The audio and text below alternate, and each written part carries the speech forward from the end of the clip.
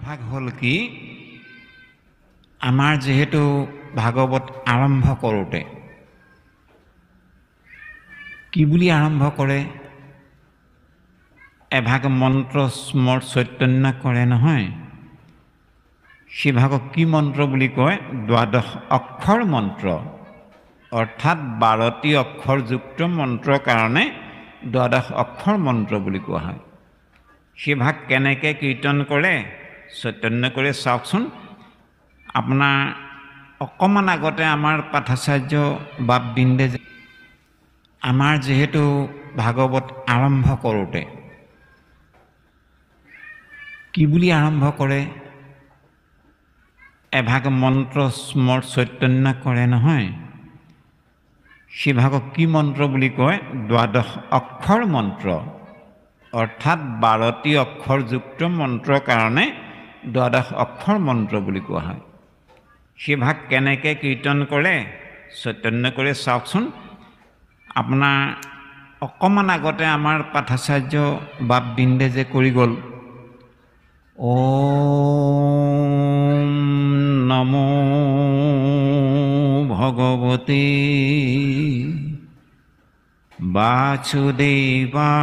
বাসুদেৱায় ওম নমো ভগৱতে বাসুদেৱায় এইবুলি 4বাৰ গায় নহয় এই নমো ওমকাৰ হ'ল স্বয়ং ভগৱান ওম এত্যেকাক্ষৰম ব্ৰহ্ম বুলি কৈছে ওমকাৰ হ'ল স্বয়ং ব্ৰহ্ম একাক্ষৰ মন্ত্ৰ বুলি কোৱা হয় ওমকাৰক ওম অক্ষৰ ভাগক এই ওম অক্ষৰ ভাগতে 4 বেদৰ তত্ত্ব সোমাই আছে ঋগ যজু সাম অথৰ্ব সেইকাৰণে এই ওমকাৰক একাক্ষৰ মন্ত্ৰ বুলি কোৱা হয় এই ওমকাৰৰ সহিতে নমো ভগৱতে বাসুদেৱায় এই মন্ত্ৰভাগত 12টি অক্ষৰ আছে সেইকাৰণে দ্বাদশ অক্ষৰ মন্ত্ৰ বুলি কোৱা হয় দ্বাদশ অক্ষৰ মন্ত্ৰভাগৰ নমো শব্দভাগত কি অক্ষৰ আছে দন্তীয় ন আৰু ম আছে এই দন্তীয় নটো যদি গুচাই দিয়া যায় এই ম অক্ষৰটোৱে কি প্ৰকাশ কৰে মদ্য শব্দটো লিখিবলৈ হ'লে প্ৰথম লিখিব লাগিব ম মদ্য মানে বেয়া কথা অহংকাৰ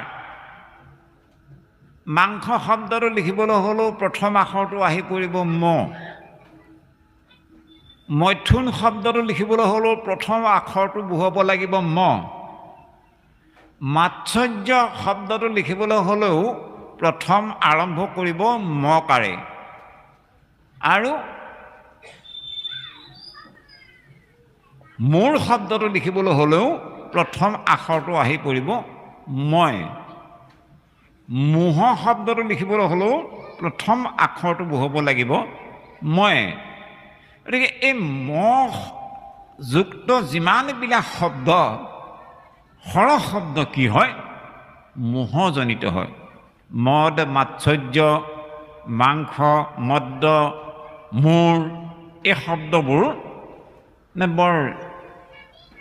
বন্ধনযুক্ত শব্দ মূৰ মানে বন্ধন মদ্য মূৰ সমান হ'ব পাৰিব নেকি এই অহংকাৰ গতিকে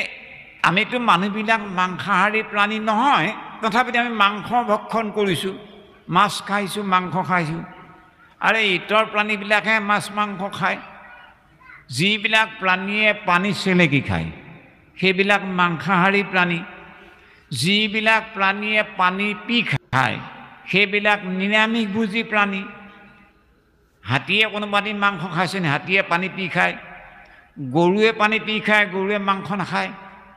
ছাগলীয়ে পানী পি খায় ছাগলীয়ে মাংস নাখায় গতিকে অন্য প্ৰাণীবিলাক ঠিকেই আছে কিন্তু আমি মানুহেও পানী পি খাওঁ মানুহে কিন্তু মাংস খাওঁ মাছ খাওঁ গতিকে এইটো হ'ল মানুহৰ অনাৰ্য দিনৰ পৰা প্ৰবাহিত হৈ অহা এটা মানে বেয়া সংস্কাৰ মাংসাহাৰ কৰাটো অভ্যাসত পৰিণত হৈ অহাৰ কাৰণে ই লাহে লাহে মানুহৰ শৰীৰত আমি যিমানে মাছ মাংসত ৰত হ'ম সিমানে আমাৰ কিন্তু বেমাৰ আজাৰ বৃদ্ধি পাবই পাব আৰু যিমানেই আপুনি নিৰামিষ ভোজন গ্ৰহণ কৰিব সিমানেই বেমাৰ আজাৰৰ পৰা বহু ঔষধ নোখোৱাকৈ বাচি থাকিব পাৰিব যে আমাৰ এই দ্বাদশ অক্ষৰ মন্ত্ৰৰ এই ম অক্ষৰ জৰিয়তে যিমানবিলাক শব্দ সৰহ শব্দ মদ্য শব্দটোত ময়ে আৰম্ভ হৈছে মোহ শব্দটোত ময়ে আৰম্ভ হৈছে মায়া শব্দটোত ময়ে আৰম্ভ হৈছে আৰু এই মায়াই ক'ৰ পৰা কিমানলৈকে আছে অব্ৰহ্মাদি কৰি জীৱ যত ৰাম ৰাম ৰাম ৰাম ৰাম মায়া সজা মাজে আশয় ঘুমতি যায় এই মোৱা আখৰযুক্ত মায়াতেই আমি মগ্ন হৈ আছোঁ গতিকে এই মায়াৰ পৰা পৰিত্ৰাণ দিবৰ কাৰণে অৰ্থাৎ মই যে বোলে এইটো মোবাইলটো কাৰ মোৰ বোলে কণমানি পোনাৰী কাৰ বোলে মোৰ আকৌ বোলে এইখন কাৰ ঘৰ জানো এইখন মোৰে ঘৰ বাপ এই চব যে মোৰ লগাই আছোঁ এই মোৰটোক দূৰ কৰিব লাগিব এতিয়া মোৰটোক দূৰ কৰিবৰ কাৰণে 9 অক্ষৰ লগালে ভাৰতীয় ধৰ্মীয় দৰ্শনত 9 আখৰযুক্ত হ'ল অৰ্থাৎ 9 পদে নহয় মোৰ ঘৰণী নহয় মোৰ ৰাণী নহয় ঈশ্বৰৰ কৃপাত আমি ৰখি আহে আৰু এই ম অক্ষৰযুক্ত আৰু অতি জঞ্জলীয়া আৰু এটা শব্দ হ'ল মোবাইল আৰু মেছেজ মানে মোবাইলৰ কাৰণে কিমান যে জটিল অংক আহি পৰিছে আপুনি ইয়াত কিবা এটা লগালেই হৈ গ'ল পাই গ'ল খবৰ গতিকে ভালো হ'ব পাৰে বেয়াও হ'ব পাৰে গতিকে এই প্ৰত্যেক বেয়া অৱস্থাটোৰ পৰা না কৰিবৰ কাৰণে মকাৰৰ আগত দন্তীয় ন অৰ্থাৎ মোৰ বুলিবলৈ একোৱেই নাই মোৰ নহয় নকাৰে কৈছে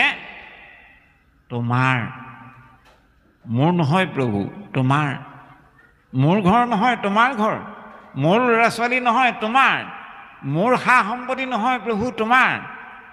এই ধৰণে আমাৰ নিজৰ যথা সৰ্বস্ব ভগৱন্তত অৰ্পণ কৰা এক মহান দৰ্শন নকাৰে প্ৰকাশ কৰিছে আৰু তাকে ভাগৱত ধৰ্ম বুলি কোৱা হৈছে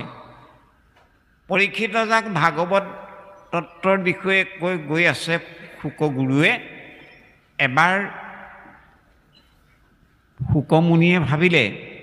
পৰীক্ষিত যাক মইতো ভাগৱত কৈ গৈ আছোঁ কেতিয়াবা প্ৰশ্ন কৰে শলাগিয়ে গৈ থাকে বহুত প্ৰশ্নই কৰিলে ময়ো বহুতৰ উত্তৰ দিলোঁ কিন্তু এতিয়ালৈকে এটা প্ৰশ্নটো মোক কৰা নাই যে ভাগৱত ধৰ্ম মানে কি তাকে সোধা নাই অথচ মই ভাগৱতৰ কথাকে কৈ আছোঁ তেওঁ ভাগৱত তত্ত্ব শুনিয়ে আছে কিন্তু ভাগৱত ধৰ্ম মানে কি প্ৰশ্নটো সুধিব লাগিছিল এতিয়ালৈকে নাই সোধা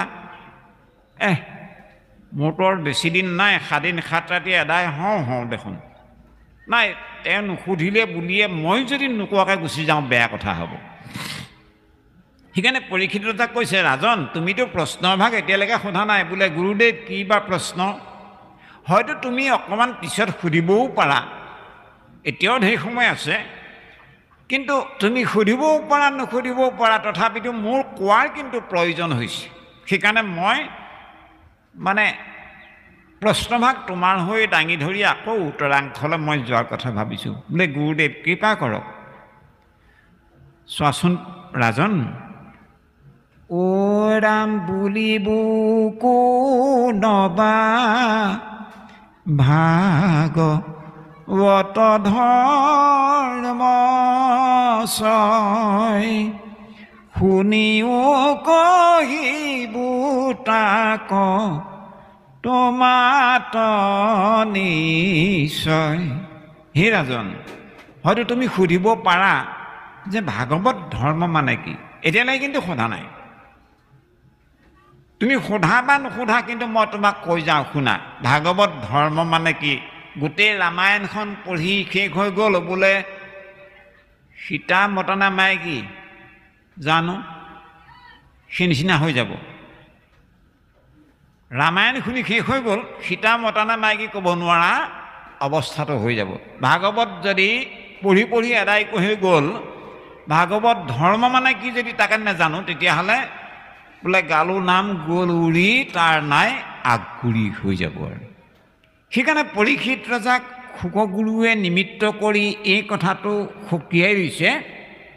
বুলিব কোনোবা ভাগৱত ধৰ্ম ছয় শুনিও ৰাজন কহিব তোমাত নিশ্চয়। ভাগৱত ধৰ্ম মানে কি শুনাচোন। বোলে চাব নাপায় চুব নাপায় বোলে বৰ অবুজ সাঁথৰ এটা নহয় ভাগৱত ধৰ্ম মানে। ভাগৱত ধৰ্ম মানে ৰাজন এই ভাগকে কোৱা হয়। কোন ভাগ? অ ৰাম তপ জপ জগদান মন্ত্ৰ সদাচাৰ ধন জন গৃহ পুত্ৰ ভাৰ যায়া পুনাৰ। এ ৰাম শুদ্ধ ভাৱে সমস্তকে অৰ্পি দে কৃষ্ণত ইহাংকে বোলয় মহা ধৰ্ম ভাগৱত। ৰাজন চোৱাচোন, তপ জপ যজ্ঞ দান মন্ত্ৰ সদাচাৰ। ৱাহ, আমিতো কলিযুগৰ অল্পমতী অল্পায়ু মানুহ। তই আমাৰতো এই ভাগ গ্ৰন্থই কৈছে কলিত নাহিকে তপ জপ যজ্ঞ যন্ত্ৰ হৰিনাম হৰিনাম এই মূল মন্ত্ৰ। তপ জপ যাগ যজ্ঞ এইবোৰ মন্ত্ৰ কলিত নাই বুলি কৈছে। আকৌ ভাগৱত ধৰ্মত উল্লেখ হ'ল তপ জপ যজ্ঞ দান মন্ত্ৰ সদাচাৰ। কেনেকৈ হ'ব এতিয়া? আমিতো সিমান কৰিব পৰা শক্তি আমাৰ কলিযুগৰ মানুহৰ নাই। কি যজ্ঞৰ কথা কৈছে? হা, সেই তাহানিৰ দিনত ঋষিমুনিসকলে কৰা 28,000 ঋষিমুনিয়ে কৰা 100 বছৰ জুৰি কৰা 1000 বছৰ ধৰি কৰা সেই যজ্ঞৰ কথা ইয়াত নাই কোৱা। যজ্ঞ মানে আপোনাৰ মোৰ দৈনন্দিন জীৱনৰ প্ৰত্যেকটো কৰ্মই একো প্ৰকাৰৰ যজ্ঞ। আৰু সেই কৰ্মসমূহৰ নিমিত্তে আপোনাৰ আমাৰ শাৰীৰিক মানসিক চিন্তন অহৰহ হৈ থকা যি চিন্তন, এই চিন্তনৰ নামেই হ'ল জপ। তপশক্তিৰ দুটা অৰ্থ আছে। এটাটো হ'ল আগৰ দিনৰ ঋষিমুনিসকলে কোনো এক ইষ্টদেৱক তুষ্ট কৰিবৰ কাৰণে কৰা কঠোৰ সাধনা, তাৰ নাম তপ। কিন্তু তপ শব্দৰ অৰ্থ আপোনাৰ মোৰ কাৰণেও এতিয়া আছে। কেনেকৈ? শাৰীৰিক সজ সংকল্প শক্তিৰ লগত আপোনাৰ মোৰ শাৰীৰিক ভাল কামনা বাসনাটো বহুতেই আছে, শুদ্ধ চিন্তাটো আপোনাৰ মোৰ অভাৱ নাই, সেই কথাটো কৈছে। শাৰীৰিক সজ সংকল্প শক্তিৰ লগত মানসিক সংকল্প শক্তি সংযোগ কৰি কৰা কৰ্ম, ইয়াৰ নাম হ'ল